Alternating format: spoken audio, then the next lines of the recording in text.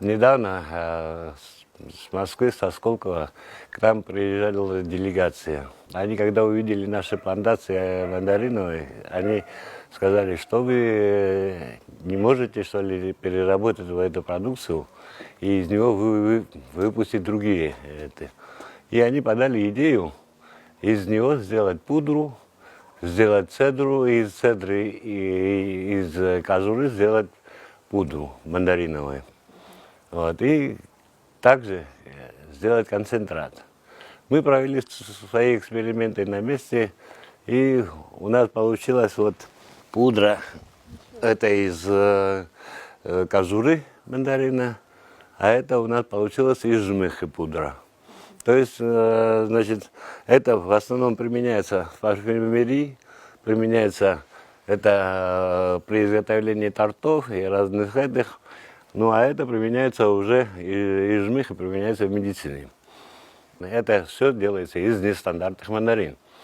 То есть есть мандарины, которые у нас вот сегодня, мы видим, висят на деревьях, вот, из нестандартных.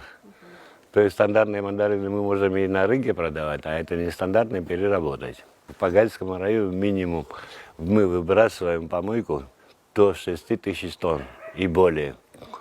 Вот это можно было бы переработать. 1 килограмм пудры сегодня по рыночной цене стоит 2600 рублей. Когда провели эксперименты мы взяли и им отослали все наши данные. И по сегодняшний день думаю, что этим заинтересуется российская сторона. Надеемся, то есть, что они заинтересуются. А насколько вообще сложный этот процесс? Ну, здесь, если мы делаем в лабораторных условиях, а здесь, если в производственных условиях, здесь уже требуется оборудование. Вот. Это пресса, это сушильные шкафы. Вот. И она немножко для нашей Абхазии дороговато будет. Ну а в домашних условиях это реально сделать?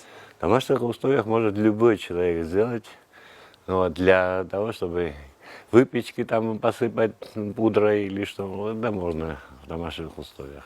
Это несложно.